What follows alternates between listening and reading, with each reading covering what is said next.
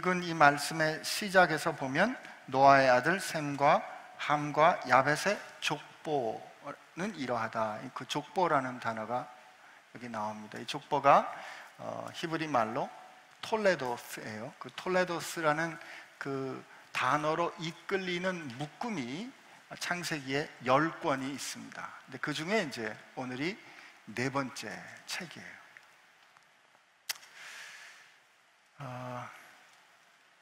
읽은 것처럼 쉽지 않은, 읽기도 쉽지 않은데 사실 이 내용을 가지고 설교하기는 더 쉽지 않습니다. 저도 이제 뭐 주석책을 좀 이렇게 저렇게 찾아봤는데 이게 뭐 어디에 붙어 있는지를 저도 잘 모르니까 말이죠. 그래서 오늘 여러분들에게 그냥 크게 동네가 어느 동네다라는 거를 좀 보여드리려고 오랜만에 지도를 하나 준비했는데 좀 보여주실 수 있어요? 예.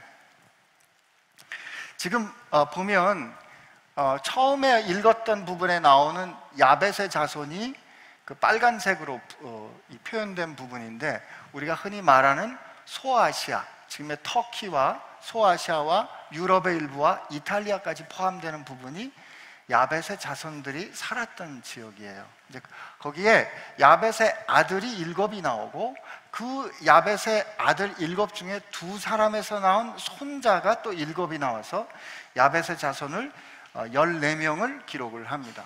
그 다음에 함의 자손에 대한 이야기가 쭉 나오는데 이 함의 자손은 이 지중해를 연해서 바라보는 북아프리카 지역과 그 다음에 저쪽 건너편에 제가 이 포인터가 없어서 그런데 이 페르시아만을 지나서 이 티그리스, 지금의 이라크, 이란 이쪽에 있는 그 지역의 일부가 있고요.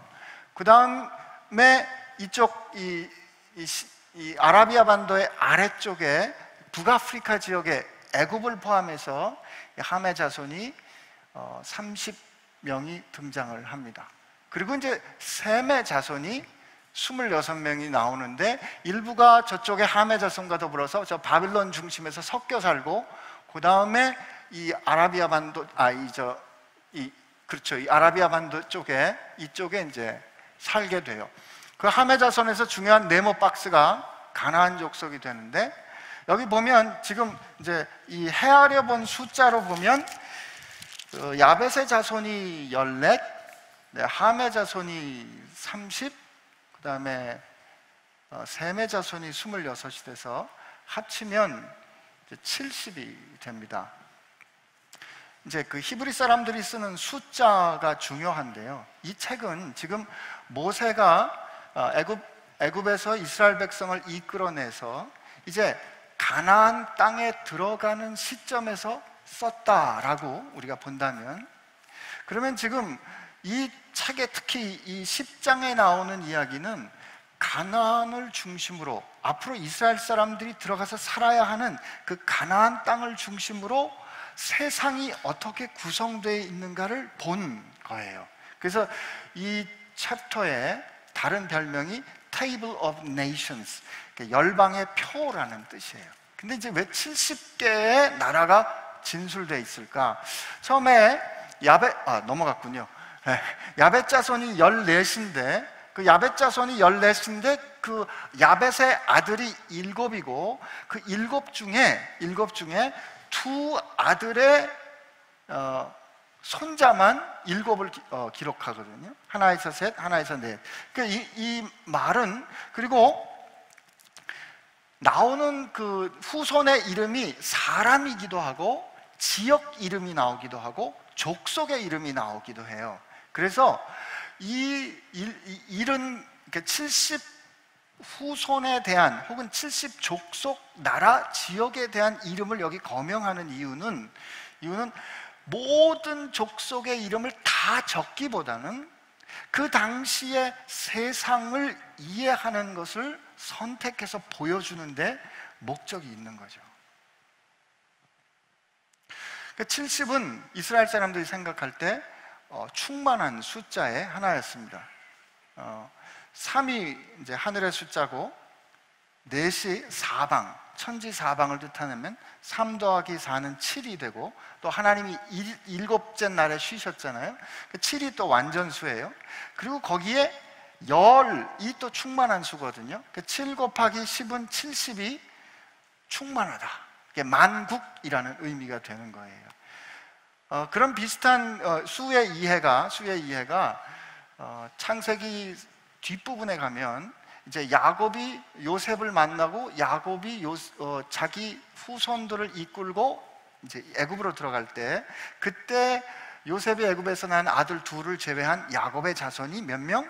70명이다 이런 얘기 하죠. 그리고 예수님께서 12명의 제자를 세상에 보내신 이후에 70명의 여러분과 저와 같이 이름을 모르는 제자들을 보내신 때도 70명을 둘씩 예수님이 가시려는 곳에 보냅니다. 그러니까 예수님께서 충만하게 보내신다 이런 뜻이에요. 그러니까 70은 여기에서 그런 의미를 가집니다. 이런 소위 누머롤로지, 숫자에 관련된 거는 오늘 우리도 마찬가지예요. 우리 요즘 많이 없어졌긴 했지만 전에 세브란스 병원에도 4층이 없었어요. 병원에는 4층이 왜 없죠? 죽을 4자니까. 그래서 없었죠, 그죠? 여러분, 북경 올림픽이 언제 열린지 아십니까? 제가 지금은 아니고요, 전에 살던 제 아파트 호수가 8동 808호였어요.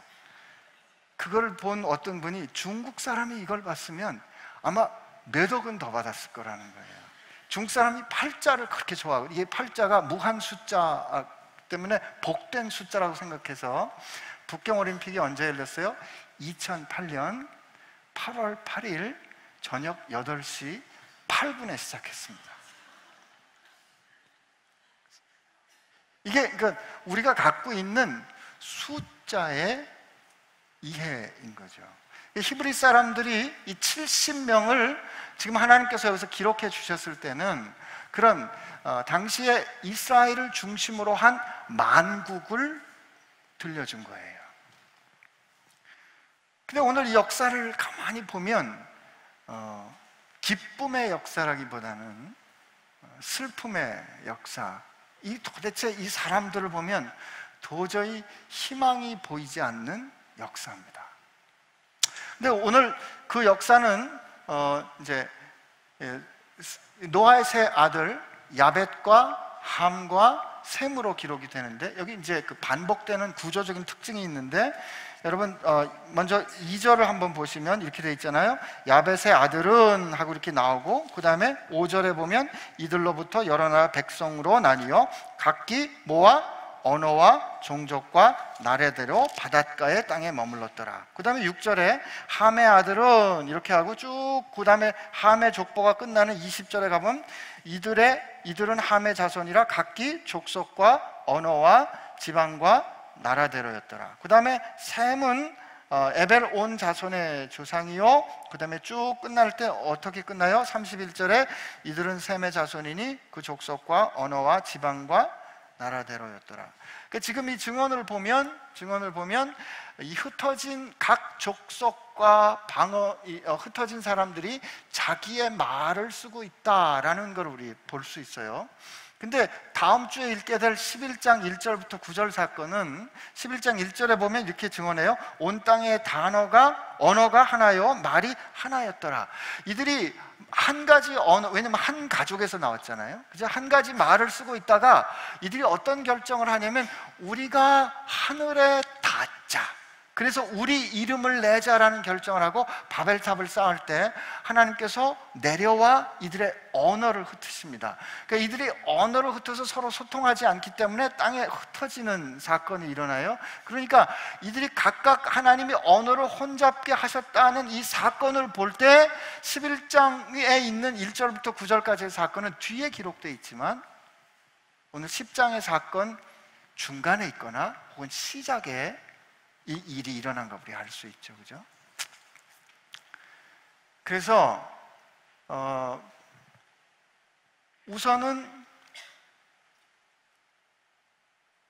이스라엘을 중심으로 이제 이스라엘이 가나안 땅에 들어가야 하는데 가나안 땅을 중심으로 당시의 세상을 본 거예요, 첫째는. 근데 우리가 이 증언을 통해서 우선 뭘 알 수 있는가 하면, 하나님께서 약속대로 아담에게 주셨던 약속대로, 노아에게 주셨던 약속대로 너희들은 생육하고 번성하여 땅에 충만하라는 하나님의 축복이 이루어졌습니다 라는 걸 우리 여기서 볼 수 있어요, 우선. 왜냐하면 각 지역에 지금 나라들이 자랐잖아요. 민족들이 자리를 잡았잖아요. 그러니까 하나님의 약속이 일단 이루어졌습니다 라는 걸 우리 먼저 볼 수 있는 거예요.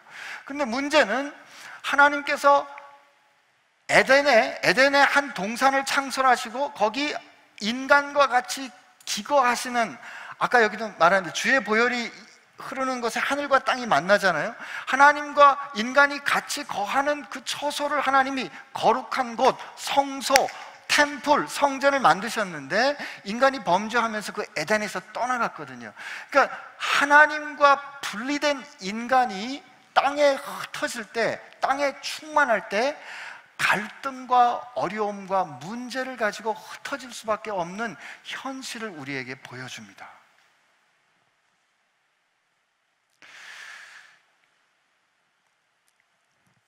이게 그죠? 제 말이 이게 잘 안 와닿으시죠?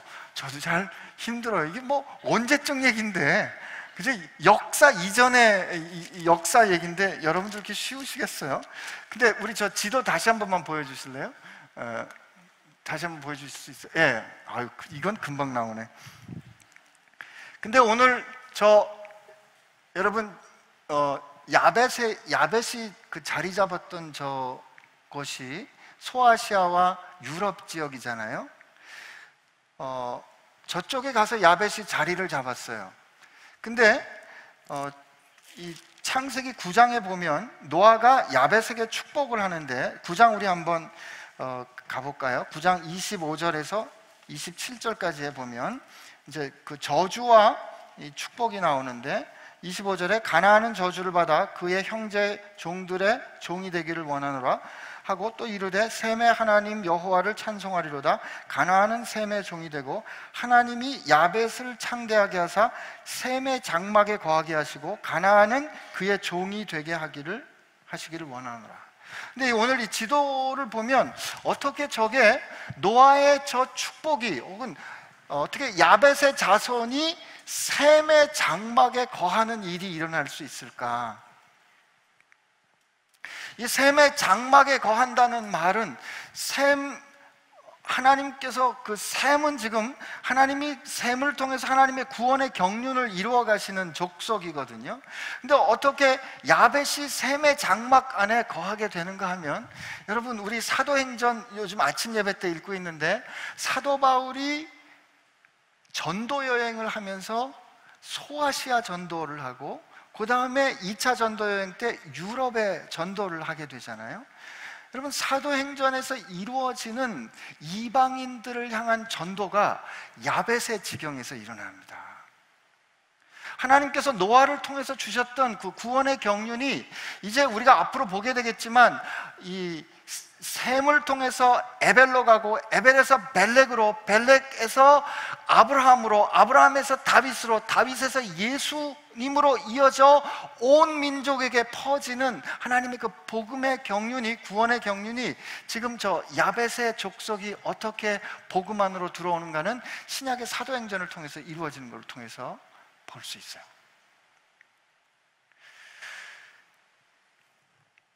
그 다음에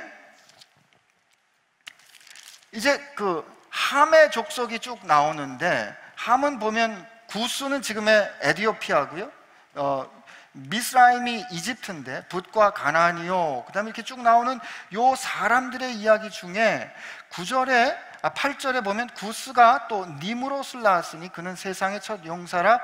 그가 여호와 앞에서 용감한 사냥꾼이 되었으므로 속담에 이르기를 아무는 여호와 앞에 니므롯 같은 용감한 사냥꾼이로다. 그의 나라는 시날 땅의 바벨과 에렉과 악갓과 갈레에서 시작되었으며 그가 그 땅에서 아수르로 나아가 니느웨와 르호보딜과 갈라와 및 니느웨와 갈라 사이에 레센을 건설하시니 이는 큰 성읍이라 하는 이 사람에 대한 이야기가 삽입되어 있어요. 이 전체 연대기 가운데, 족보 가운데 두 에피소드가 들어가는데 하나가 니므롯입니다. 이 니므롯이고 그 다음에 이제 벨렉이에요. 근데 이 니므롯은 보면 굉장한 사람이에요. 보면 그 세상의 첫 용사라고 돼 있고, 그 다음에 그가 얼마나 뛰어난 용감한 사냥꾼이었냐면 여호와 앞에서 용감한 사냥꾼이었다 그래요. 이 고대 근동의 왕들은 자기를 용감하고 능력 있는 헌터, 사냥꾼이라고 자기를 이렇게 정의했습니다. 그러니까 이 니므롯이라는 사람이 용사고 통치자였던 거죠. 근데 하나님 앞에서라는 말이 하나님을 거스른다는 의미도 있고, 동시에 하나님 앞에서 훌륭한 용맹한 사냥꾼이라는 말은 최상급의 최고라 이 말이에요. 최고. 근데 그가 그렇게 최고인 권력과 능력을 가진 그가 당대의 바벨, 니느웨, 당대에 유명했던 도시들을 건설하는 문명을 일으키는 사람이에요, 니므롯이. 근데 이 니므롯의 이 사건은 다음 주에 우리가 읽을 그 바벨탑을 짓는 것을 지금 이렇게 우리에게 가르쳐 주는 거죠. 그래서 이 함의 자손 중에 그 문명을 크게 일으키고 이 능력, 파워와 더불어 사이즈, 그리고 영향력과 시스템을 가지고 강고한 자기의 성을 쌓는 태도와 세상살이를 대변하는 게 니므롯으로 등장합니다. 그러니까 이 니므롯은 당시에 함이 어떻게 저주를 받았잖아요. 그러니까 하나님, 지난주에 우리 봤던 대로 노아가 자기를 노출하는 수치를 드러냈을 때 함은 그것을 드러냈잖아요.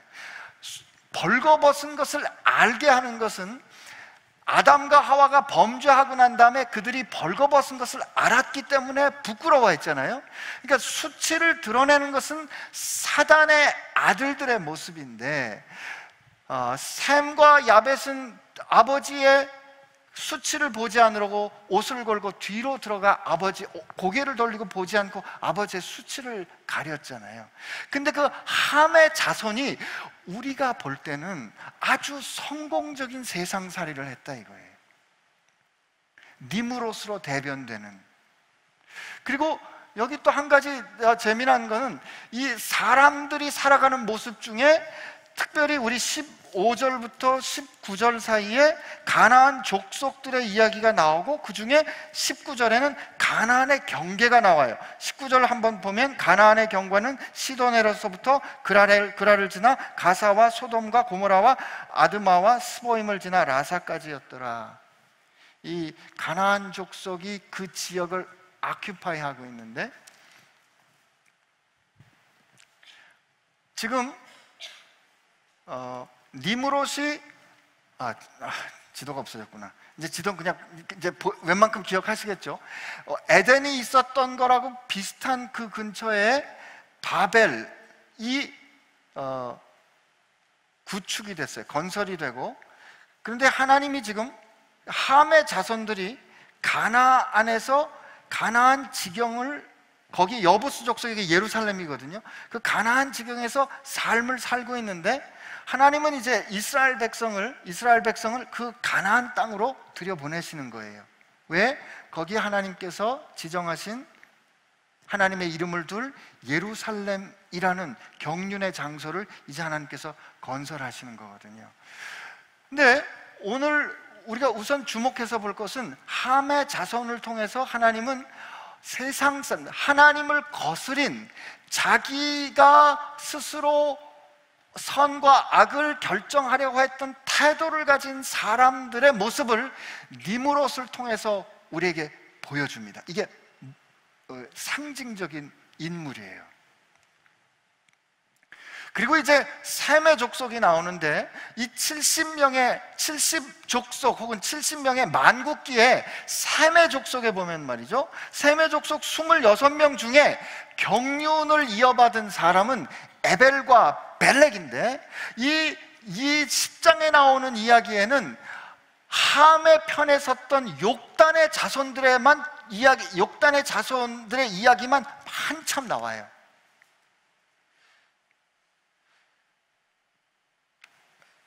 여러분, 지금 저하고 같이 이 말씀을 쭉 이끌어 가는데 힘든 이유가, 우선은 제가 말씀을 잘 전하지 못하는 데도 있겠지만 원래 이 이야기가 힘든 이야기예요.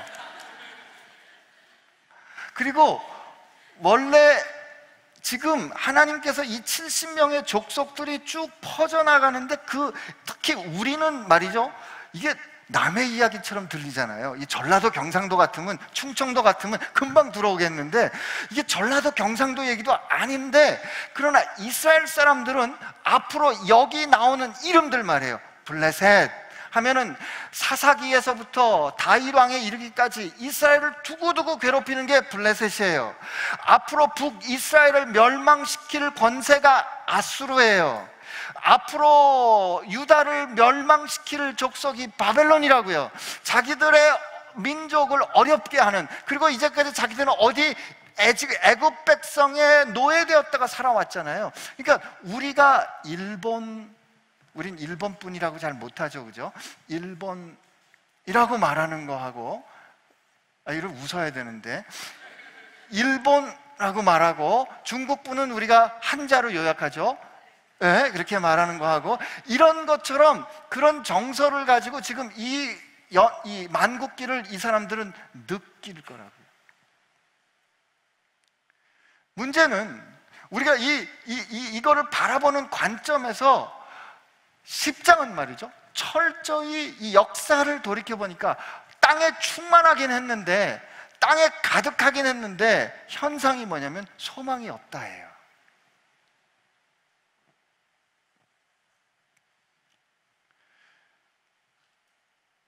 병원에 가서 의사가 환자에게 이야기를 듣는 것을 히스토리 테이킹 한다 그러거든요. 근데 의사가 환자의 이야기를 쭉 들을 때 낱낱이 물어보는데 가능한 자세히 물어봅니다. 자세히 물어볼 때 힘들고 어려운 스토리가 계속 나와요. 그러나 그 힘들고 어려운 스토리 끝에 의사가 이렇게 말합니다. 그러나 괜찮습니다. 내가 이거 고칠 수 있습니다. 그러면 아무리 힘들고 어려운 스토리가 자세히 나와도 괜찮아요. 근데 힘들고 어려운 스토리를 의사가 혹시 도와줄까 하고 열심히 얘기를 했는데 어떡하죠? 문제는 알겠는데 고칠 방법이 없습니다. 그러면 그때는 절망스러운 거죠. 근데 마치 오늘 이 10장의 이야기를 읽을 때 그 10장의 이야기 가운데는 세상에 사람들이 풍성하게 흩어졌는데 소망이 없는 것처럼 느껴져요. 안 보인다고요, 희망이. 이 자리에는 니므롯이 세상을 쥐어 흔들고 가는 것 같은, 우리도 니므롯처럼 살아야 될 것 같은 그런 느낌을 우리는 이 10장에서 받게 됩니다. 그래서 오늘 설교는 이제 여기까지 하는 거로, 뭐 이런 날도 있어야 되지 않겠어요? 네. 근데 저는 오늘 이 설교, 이 연대기를 쭉 보면서 제가 한 가지 느낀 거는, 그냥 이건 이제 이 말씀을 본 제 묵상이에요. 이제부터 첫째, 여러분, 근데 제가 지금 야벳의 족속에 대한 이야기를 보여드렸지만, 야벳이 그렇게 머물러 있던 그 족속들이 사도 바울을 통해서 어떻게 구원받았는지 제가 우선 보여드렸잖아요.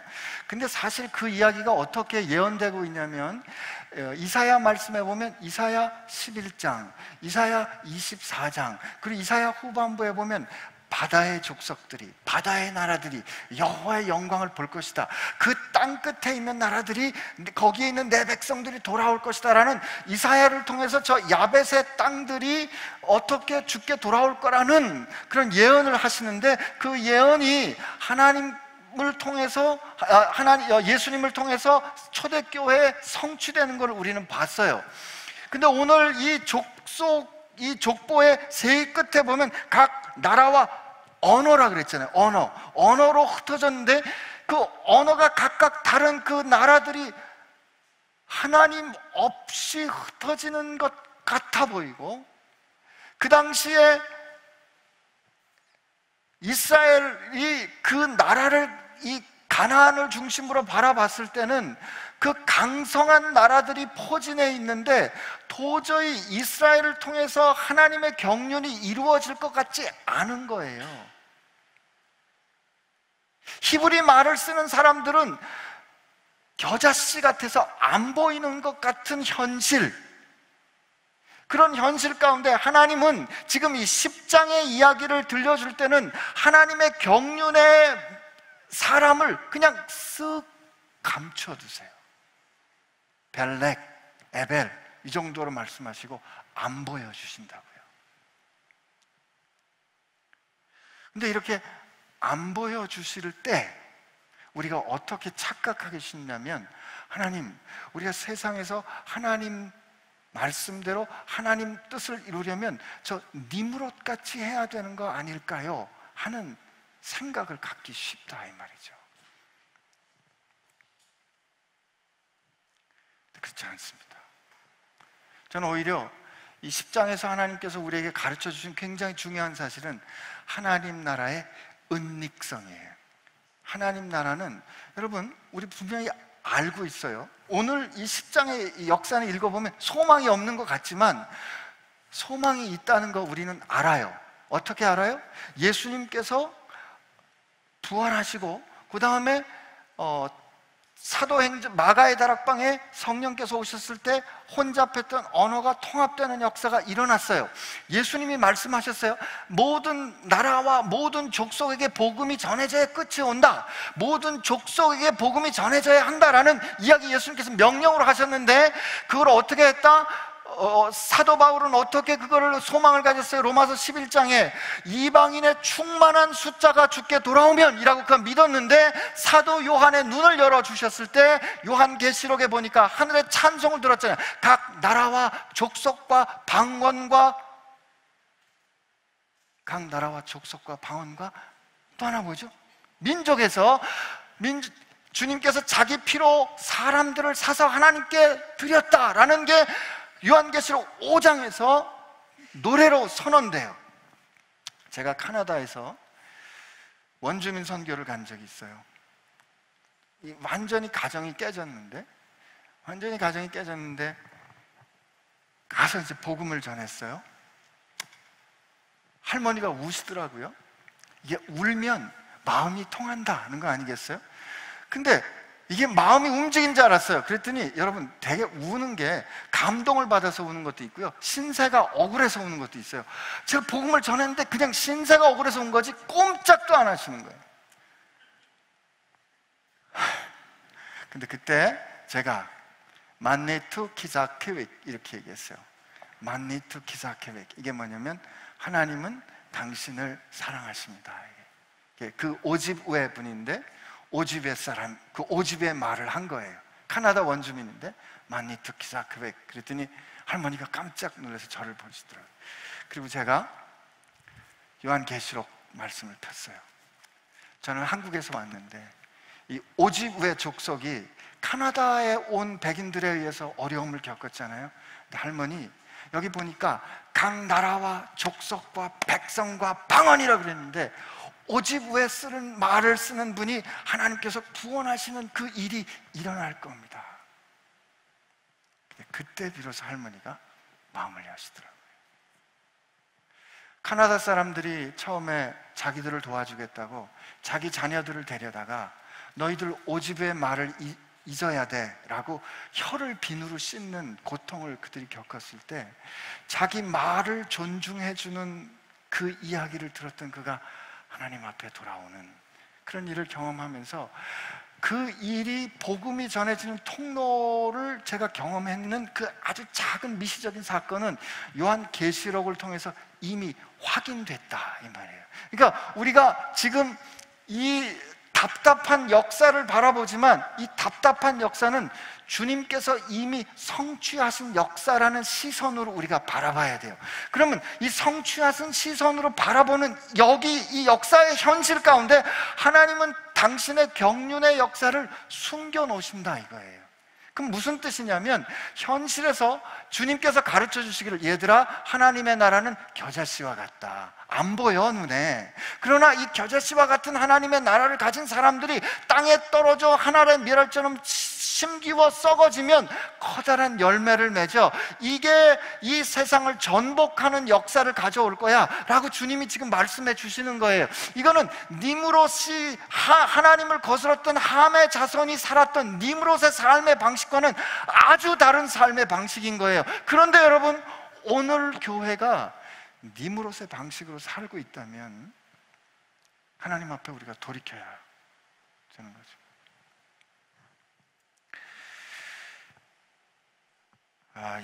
제가 설교 중에 굳이 이렇게 이걸 하는 거는 그 직함이 하도 많아가지고 제가 외우지를 못했어요. 그래서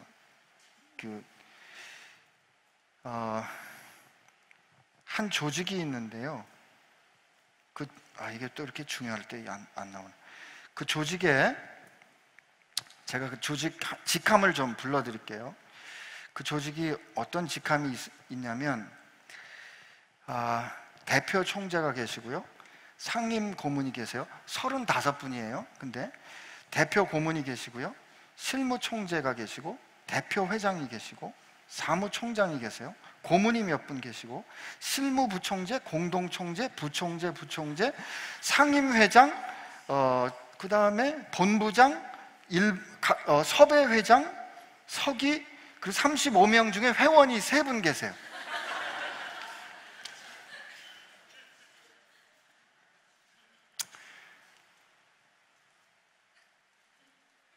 이 교회에 부흥사협회 조직도입니다.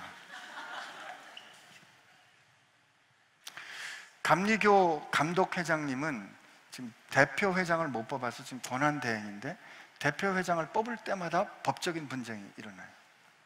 한기총이라고 한국기독교 총연합회가 있는데 거긴 대표회장님이 계시고 공동회장님이 22분 계세요. 24분 계세요. 공동부회장이 22분 계세요.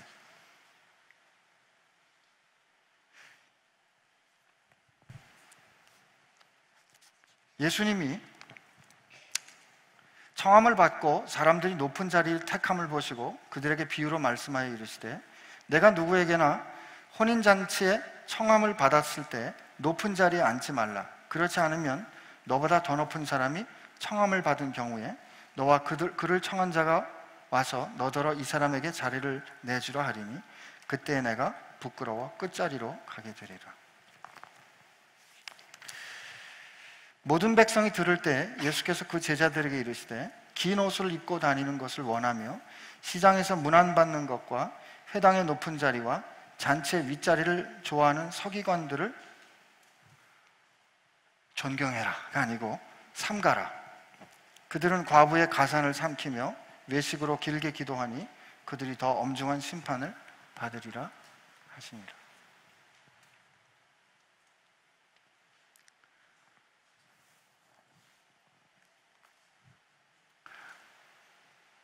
이 병원이 제대로 된 규격이 있는 병원은요, 원장이 하나밖에 없습니다. 세브란스 병원은 원장이 하나밖에 없어요. 조그만 병원에 가잖아요. 모든 의사가 다 원장님이야.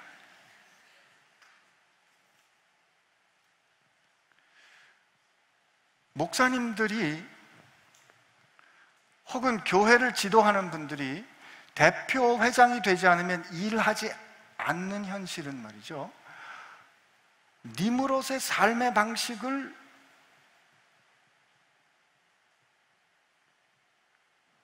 거절했다라고 말할 수 없는 거 아닌가 싶은 거예요.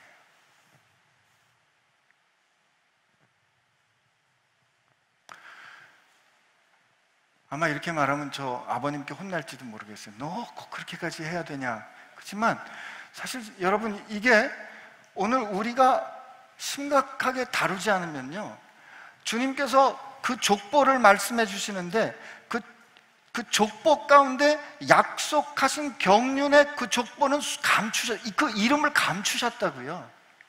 물론 따로 보여주실 거예요. 그러나 세상 사람들하고 비교할 때 그 족보를 감추시는 그 주님이 이 니므롯의 삶의 방식이 아니라 내가 경륜하는 삶의 방식은 겨자씨와 같은 방식이야.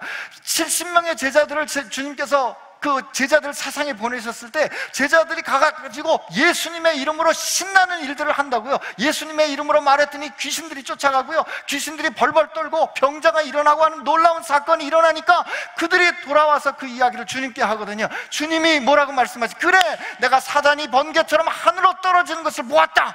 그래, 너희들이 지금 보는 것은 전에 선지자와 제사장들과 왕들이 그렇게 보고자 했지만 못 보는 거. 그래, 그걸 보는 너희들의 눈이 복이 있다. 그러나 귀신이 그렇게 된 것을 기뻐하지 말고 너희 이름이 생명책에 기록된 것을 기뻐하라 그러시거든요. 지금 이들이 이렇게 위대한 일을 한 거를 기뻐하지 말고 너희 이름이 생명책에 기록된 걸 기뻐하라시는 그 말씀이 저는 사실 그거예요. 사실 저 잘 이해가 안 됐다고. 이 사람들이 무슨 나쁜 짓 한 거 아니잖아요. 여러분 선교지 한번 가보세요. 이슬람 권세에 그렇게 눌려있는 사람들 앞에 우리가 기도했는데 병자가 벌떡 일어나고 우리가 노력해서 많은 돈이 들어와서 어려운 일이 팍팍 풀리면 여러분 그거 얼마나 신나는데요. 그런데 주님께서 뭐라고 말씀하시냐면 너 그걸 기뻐하지 말고 내 이름이 생명책에 기록된 것을 기뻐하라고 하시는 그 주님의 말씀이 오늘 교회된 우리에게 주시는 가르침이 뭘까 하는 거죠. 근데요 여러분, 여러분과 제 이름이 생명책에 기록되기 위해서 하늘의 하나님의 아들이 생명을 내주셨잖아요.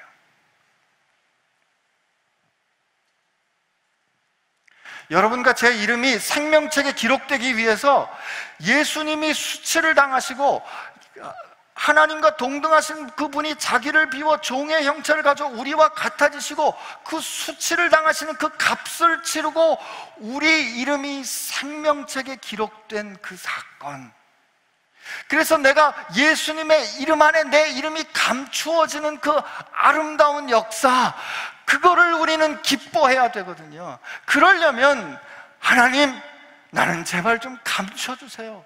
하나님, 우리 교회는 제발 주님 모습 가운데 감춰주세요. 주님이 드러날 수 있다면 우리가 정말 그렇게 기뻐하는 태도를 가지고 있다면 말이죠. 그래, 뭐 교회는 어떻게 돼도 좋아. 내가 일단 대표회장이 돼야 되겠는데 대표회장이 안 되면 소송하지 뭐. 여러분, 이거 그 생명책에 이름이 기록된 걸 기뻐하는 사람의 태도 아닙니다. 니므롯의 태도가 아닐까. 근데 하나님은 오늘 이 패역하고 슬픈 역사, 이 만국의 모습을 하나님은 결국 마침내 회복하셨어요. 하나님 마침내 이기셨다고요. 근데 그 마침내 이기신 하나님이 우리에게 가르쳐 주신 게 뭐냐면, 세상에서 그렇게 이름 내서 힘으로 세상을 이기려고 하지 마. 그냥 내 뜻과 함께 심기워. 내 이름 안에 좀 숨어. 라고 오늘 우리에게 말씀해 주시는 게 아닌가 그렇게 생각합니다. 여러분, 그래서 우리 교회가 흩어지겠다는 거예요.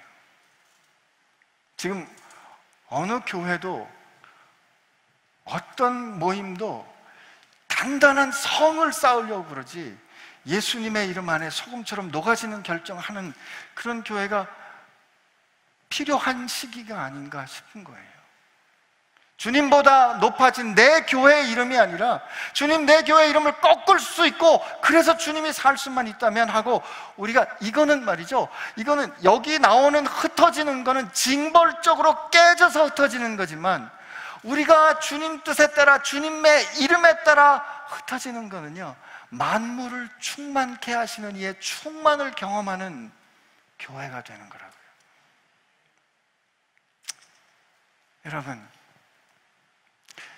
여러분 별로 유명하지 않으시죠?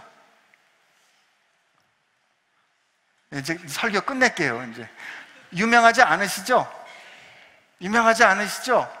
하나님이 하나님의 경륜을 위하여 여러분을 감추셨다, 이렇게 믿게 되시길 바랍니다.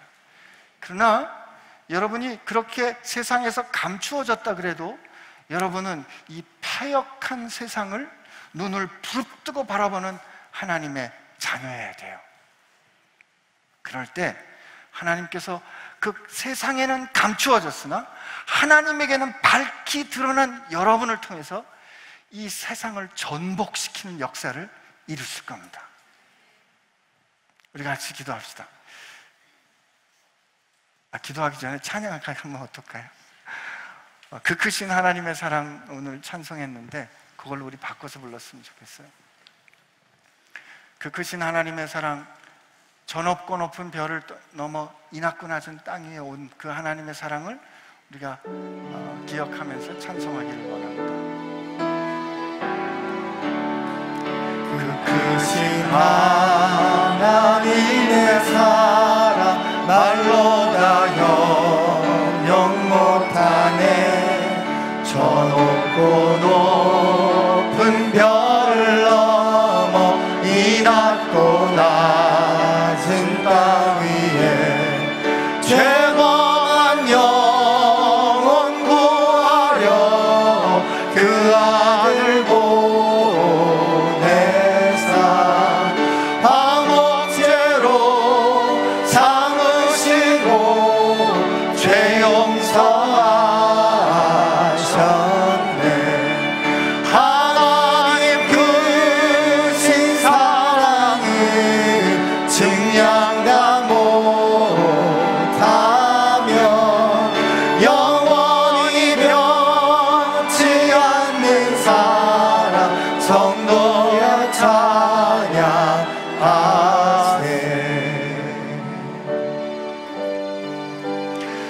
하나님의 이 크고 놀라우신 사랑은 그 아들을 왕으로 보내신 사랑이 아니었습니다.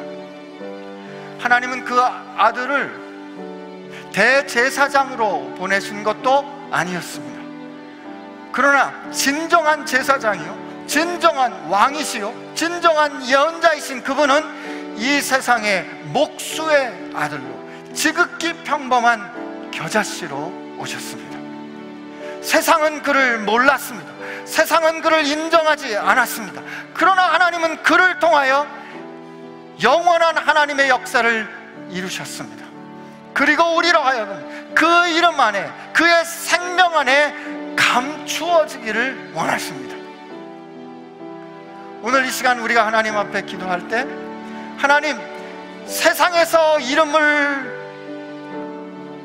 이름을 알아주지 않는 것이, 세상에서 인정받지 못하는 것이 참 힘들고 어려웠는데, 하나님, 우리가 그러나 이 시간 이 성경 말씀을, 하나님의 뜻을 핑계 삼는 것이 아니라 내가 하나님의 뜻 때문에 혹시 세상에서 잊혀지더라도, 감추어지더라도 겨자씨와 같이 하나님의 말씀 붙잡는 하나님의 자녀 되게 하여 주옵소서. 이렇게 하나님 앞에 우리 같이 기도하겠습니다. 같이 기도합시다. 하나님 아버지, 감사합니다. 오늘 이 시간 우리로 하여금 깨닫게 하여 주시고, 알게 하여 주시고, 고민하게 하여 주시고, 하나님 다시 한번 주님 앞에 설 수 있도록 해주신 은혜 감사를 드립니다. 하나님, 필요한 때 하나님께서 우리를 드러내시고, 필요한 때 하나님의 사람으로 우리를 세우시겠지만, 하나님, 세상이 추구하는 방법과 세상이 추구하는 전략과 세상이 말하는 힘으로가 아니라 하나님의 능력과 하나님의 역사와 하나님의 능력으로 우리를 이끌어 가시고 역사하시는 줄로 믿습니다. 하나님, 십자가는 세상 사람들이 볼 때는 어리석은 것이었고, 십자가는 세상 사람들이 볼 때 평안한 길이었고, 십자가는 하나님, 세상 사람들이 볼 때 이 세상을 이길 수 없는 길이었지만, 그러나 주님은 그 십자가로, 그 하나님의 지혜로 인간의 지혜를 꺾고 하나님께서 사단을 이기시고 하나님 그 괴계를 파하시고 하나님 승리하신 것, 하나님, 우리가 봅니다. 그렇다면 우리도 그렇게 살게 하여 주옵소서.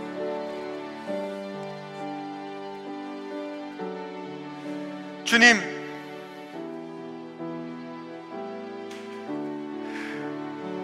저 화려하게 아름답게 건축된 그 건물에 임하시는 것이 아니라 죄인이요, 버려진 자요, 인정받지 않는 사람들 가운데 임하시기를 원하셨던 주님, 오늘 이 시간 바로 우리가 주님을 모실 거룩한 성전이란 사실을 깨닫게 해주셨사오니 세상에서 우리의 이름을 드러내려고 우리로 하여금 전전긍긍하며 살지 않게 하여 주옵시고, 우리로 예수의 이름 안에 숨어 예수님의 이름으로 세상을 이기는 겨자씨 되게 하여 주옵소서. 참으로 생각할 수 없는 지혜로 세상을 이기신 하나님을 찬양하옵고, 이제는 우리를 위하여 생명을 주신 예수님의 은혜와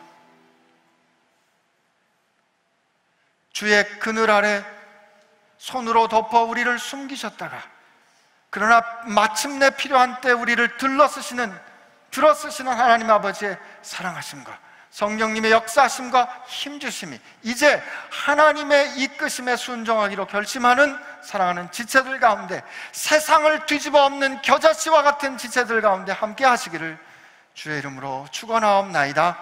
아멘.